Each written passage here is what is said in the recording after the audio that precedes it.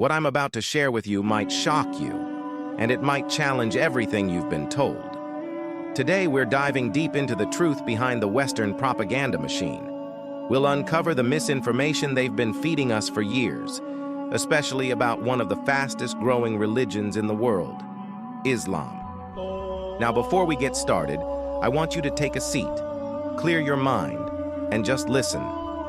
This might be a tough conversation for some, but trust me, it's a necessary one. I get it, I really do. If you look at how Islam has been portrayed in mainstream media, the way they highlight stereotypes, the way they talk about dangerous beliefs or oppression, it's no surprise people are skeptical, maybe even afraid. But here's the twist. If this religion is so evil and so dangerous, why is it the fastest-growing religion in the world? It doesn't add up, does it? Well, like many people, I once believed everything I saw online and on TV. I took the headlines at face value, but curiosity got the better of me. I decided to look deeper, to question, and to research. And what I found shattered every misconception I had. It all started when a Muslim classmate of mine shared a verse from the Quran that stuck with me. He said, "Whoever kills a soul, it is as if he killed all of mankind. And whoever saves one, it is as if he saved all of mankind." That didn't sound dangerous to me. It sounded peaceful. So I kept digging. As I read more about Islam and its teachings, I saw something completely different from what were shown in the media. Eventually, I felt so connected to its message of peace, purpose, and discipline that I embraced Islam myself. Now, let me be clear. I don't feel like a terrorist. I don't feel brainwashed, and I certainly don't feel the way the news wants you to think I should.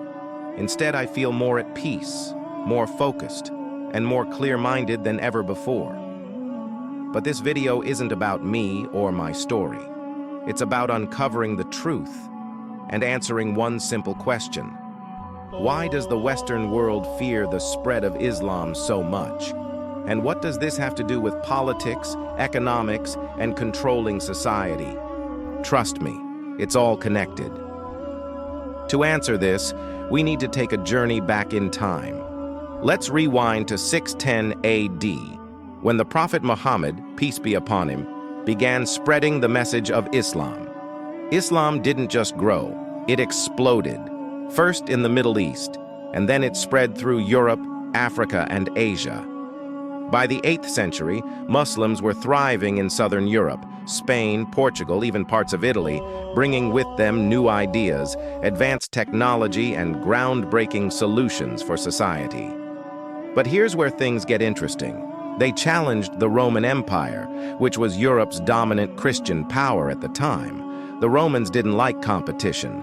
Fast forward to 1453, and the Ottomans, one of the greatest Islamic empires, conquered Constantinople, now known as Istanbul. This was a turning point. The Western world has been wary of Islam ever since. Fast forward to today, Islam is still the fastest-growing religion in the world. It's spreading in Europe, America, Asia, you name it. And get this, not just through immigration, but because thousands of Europeans and Americans are converting every single year. So again, why is there so much resistance? The truth lies in three things that matter most to global leaders: money, power, control. Here's something they don't want you to know. Islam forbids interest-based banking, something the entire Western economy is built on. Interest and debt are like poison. They make the rich even richer and keep the poor stuck in a cycle they can't escape. Think about it. Wealthy people deposit their money in banks and earn interest. Banks then lend that money to struggling people, charging them interest on loans. The poor end up paying back more than they borrowed, while inflation skyrockets because banks print money that doesn't even exist. It's an endless cycle, one that Islam rejects. And this terrifies the system. Let's look at another reason. Islam promotes a lifestyle that directly challenges billion-dollar industries. Muslims don't drink alcohol. That's a $1.7 trillion industry, gone. Muslims avoid drugs and harmful substances. What happens to the nightlife industry? The health industry profits? Did you know that over 70% of illnesses are linked to alcohol, drugs, and unhealthy living? Islam's rules would fix the cause of the problem, not just treat the symptoms. And that's bad news for industries making billions from our bad habits. Lastly, Islam empowers individuals. It promotes discipline, family unity, and living with purpose. But here's the thing. Leaders don't want an awakened society. They want distracted people who conform. Think about it. Entertainment, social media, the news, it's all designed to keep us busy and compliant. Compare this to countries with strong Islamic values like the UAE or Saudi Arabia. Crime rates are almost non-existent because stricter rules are in place. Do you see where I'm going? This isn't just about religion. It's about challenging a broken system that profits off chaos and division. Islam promotes peace, discipline, and solutions for a better society. And that's exactly what makes it a threat. So here's my challenge to you. Before you judge, before you believe everything you see on the news, ask questions. Research for yourself. Don't let someone else think for you. If you've made it this far, I appreciate you for listening. Drop your thoughts in the comments. Let's have an open discussion.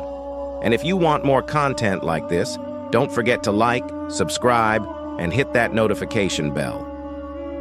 Until next time, stay curious, stay open-minded, and keep seeking the truth. Peace.